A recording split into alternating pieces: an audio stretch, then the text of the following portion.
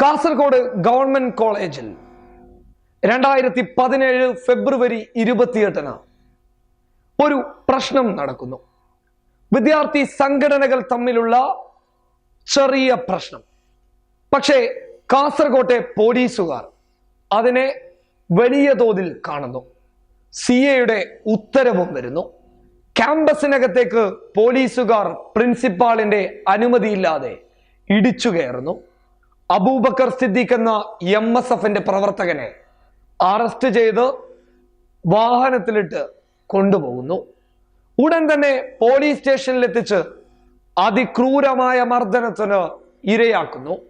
നേതൃത്വം നൽകുന്നത് സുപ്പീരിയർ ഓഫീസറായ സർക്കിൾ ഇൻസ്പെക്ടറാണ്.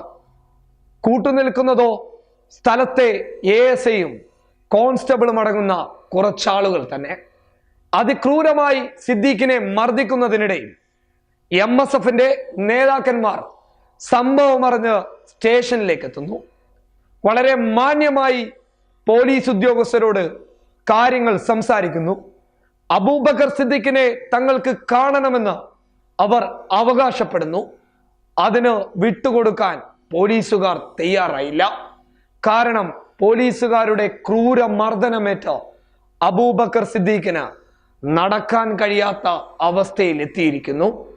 ഒടുവിൽ സമ്മർദ്ദത്തിന് വഴങ്ങി പോലീസുകാർ അബൂബക്കർ സിദ്ദീഖിനെ വലിച്ചിഴച്ച് നേതാക്കന്മാരുടെ മുമ്പിൽ കൊണ്ടുവരുന്നു. രോഷകുലരായ നേതാക്കന്മാർ പോലീസ് ഉദ്യോഗസ്ഥരോട് പൊട്ടിത്തെറിക്കുന്നു. ഉടൻ തന്നെ അബൂബക്കർ സിദ്ദീഖിനോട് കാണിച്ച അതേ പെരുമാറ്റം സർക്കിൾ ഇൻസ്പെക്ടറിന്റെ നേതൃത്വത്തിലുള്ള സംഘം ഈ നേതാക്കന്മാരോടും കാണിക്കുന്നു.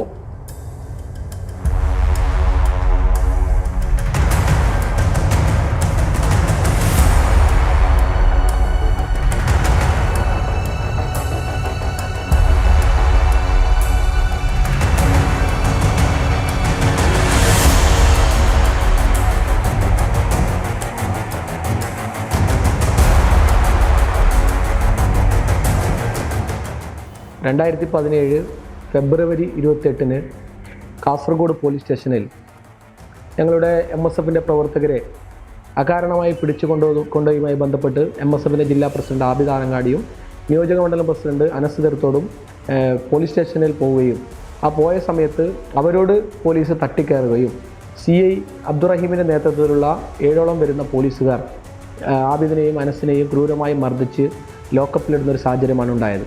ആ സമയത്ത് അകത്തുണ്ടായിരുന്ന 4 പേരിൽ സിദ്ദീഖിനെ മാരകമായി പരിക്കുകളോടുകൂടി അവർക്ക് അവിടെ കാണാനിടയായി. അവസാനം DYSP വന്ന് ഇവരെ പുറത്തേക്ക് വിട്ടപ്പോൾ നിലത്ത് നടക്കാൻ വരെ പറ്റാതെ അവരെ ആംബുലൻസിലാണ് ഹോസ്പിറ്റലിലേക്ക് കൊണ്ടുപോയത്. ഇതിൽ പോലീസിനെതിരെ കേസെടുക്കണമെന്ന് അന്ന് തന്നെ MSFന്റെ നേതാക്കൾ അഡ്മിറ്റ് ആയിക്കൊണ്ട് ഇൻറ്റിമേഷൻ തയ്യാറാക്കി പോലീസിന് അയച്ചിരുന്നു. പക്ഷേ പോലീസ് മൊഴിയെടുക്കാൻ വരുന്നതല്ലാതെ FIR രജിസ്റ്റർ ചെയ്യാൻ തയ്യാറായിട്ടില്ല. MSF നേതാക്കന്മാരായ അനസ് എതിർത്തോടിനെയും ആബിദ് ആറങ്ങാടിയെയും അതിക്രൂരമായ മർദ്ദനത്തിന് പോലീസ് ഇരയാക്കി. നേതൃത്വം നൽകിയത് കാസർകോട്ടെ CI ആയിരുന്ന CI അബ്ദുറഹീം ആയിരുന്നു. എല്ലാം കൊണ്ടും കണ്ടും സഹിച്ച് 3 പേരും അവിടെ തന്നെ നിന്നു. സ്വാഭാവികമായിട്ടും അവരുടെ മനസ്സിനകത്ത് വലിയ രീതിയിലുള്ള വൈരാഗ്യങ്ങൾ കടന്നുകൂടാം. വലിയ വിദ്യാർത്ഥി പ്രസ്ഥാനമായ MSFന്റെ നേതാക്കന്മാരായിട്ട് പോലും അവർ ഒരിക്കൽ പോലും നിയമത്തിനെ കൈയൊഴിയാൻ തയ്യാറായില്ല. നിയമത്തിനെ മുറുകെ പിടിച്ച് നിയമത്തിനോടൊപ്പം നിന്നു. ജീവിതത്തിലെ പല സമയങ്ങളും പോലീസിനെ നിയമത്തിന് മുന്നിലെത്തിക്കാൻ വേണ്ടി അവർ പ്രയത്നിച്ചു. അവരുടെ പ്രയത്നത്തിന് ഒടുവിൽ കോടതിയുടെ ഉത്തരവ് വന്നു. ജാമ്യമില്ലാ വകുപ്പ് പ്രകാരം CI അടങ്ങുന്ന 7 പോലീസ് ഉദ്യോഗസ്ഥർക്ക് മേൽ കേസെടുക്കണമെന്നുള്ള ഉത്തരവ് എല്ലാ വിദ്യാർത്ഥി സംഘടനകൾക്കും മാതൃകയാകുന്ന രീതിയിലുള്ള നിയമ മുന്നേറ്റം അവർ ചങ്കൂറ്റത്തോടെ നടത്തി. അവന് നിലവിളി കേട്ട് ഞാൻ അബൂബക്കർ സിദ്ദീഖിനെ ആക്രമിക്കുന്നുണ്ടായ ഒരു അവരുടെ കമ്പ്യൂട്ടറൊക്കെ കൈകാര്യം ചെയ്യുന്ന റൂമിൽ വെച്ചായിരുന്നു ആരും കാണണ്ട എന്ന് കരുതി പോലീസുകാർ മർദ്ദിക്കുകയും അവൻ്റെ നിലവിളി കേട്ട് ഞാൻ ആ റൂമിലേക്ക് ചെല്ലുമ്പോൾ എന്നെ പോലീസുകാർ തടയുകയും അവൻ ആക്രമിക്കുന്നില്ല, അവൻ വെറുതെ സൗണ്ടാക്കുകയാണ് എന്ന് ഞങ്ങളോട് ഇങ്ങോട്ടേക്ക് കയ്യിറക്കുകയായിരുന്നു കാണാൻ വന്ന നേതാക്കന്മാരോടടക്കം പോലീസുകാർ വേണ്ടാത്ത രീതിയിൽ സംസാരിക്കുകയും ഞങ്ങൾ കാണണമെന്ന് നിർബന്ധം പിടിച്ചപ്പോൾ അബൂബക്കർ സിദ്ദീഖിനെ ആ റൂമിൽ നിന്ന് വലിച്ചു കൊണ്ടുവരാം. അവനക്ക് നിൽക്കാൻ പോലും കഴിയാതെ അവൻ കാല് കയ്യും ഇങ്ങനെ പരങ്ങിക്കൊണ്ടായിരുന്നു അവൻ കടന്നു വന്നത്. സംഭവം റിപ്പോർട്ട് ചെയ്യാനെത്തിയ മാധ്യമപ്രവർത്തകൻ റഫീഖ് ഖേലോട്ടിനെയും സംഭവ സമയത്ത് പോലീസുകാർ ക്രൂരമായി മർദ്ദിച്ചിരുന്നു. ഈ സംഭവം അറിഞ്ഞ ഉടനെ ആദ്യമായി പോലീസ് സ്റ്റേഷനിൽ എത്തിയത് ഞാനാണെന്ന് തോന്നുന്നു. ഞാനവിടെ പോലീസ് സ്റ്റേഷനിൽ എത്തിയപ്പോൾ വളരെ ഒരു ഭീകര അന്തരീക്ഷമാണ് എനിക്ക് കാണാൻ സാധിച്ചത്.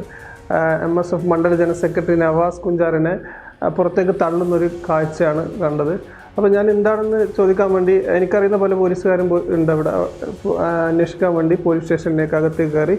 അകത്ത് കയറിയപ്പോൾ ലോക്കപ്പിൽ MSF ജില്ലാ പ്രസിഡൻറ്റും മറ്റൊരു MSFൻ്റെ നേതാവും അകത്ത് കിടക്കുന്നുണ്ട്. ചോദിച്ചപ്പോൾ പോലീസുകാർ വളരെ പരുക്കൻ രീതിയിലാണ് മറുപടി പറഞ്ഞത്. അപ്പോൾ ഞാൻ എന്താണെന്ന് വീണ്ടും ചോദിച്ചു. അപ്പോൾ അവർ ആ രീതിയിലേക്ക് സംസാരിക്കുന്നതുകൊണ്ട് ഞാൻ പെട്ടെന്ന് എൻ്റെ മൊബൈലിലുള്ള വീഡിയോ പകർത്താൻ വേണ്ടി അകത്തേക്ക് പോയപ്പോൾ പോലീസുകാർ എന്നെ തടഞ്ഞു. പിന്നെ കൂടുതൽ പോലീസ് എത്തി ആക്രമിക്കുന്ന ഒരു അവസ്ഥയുണ്ടായി.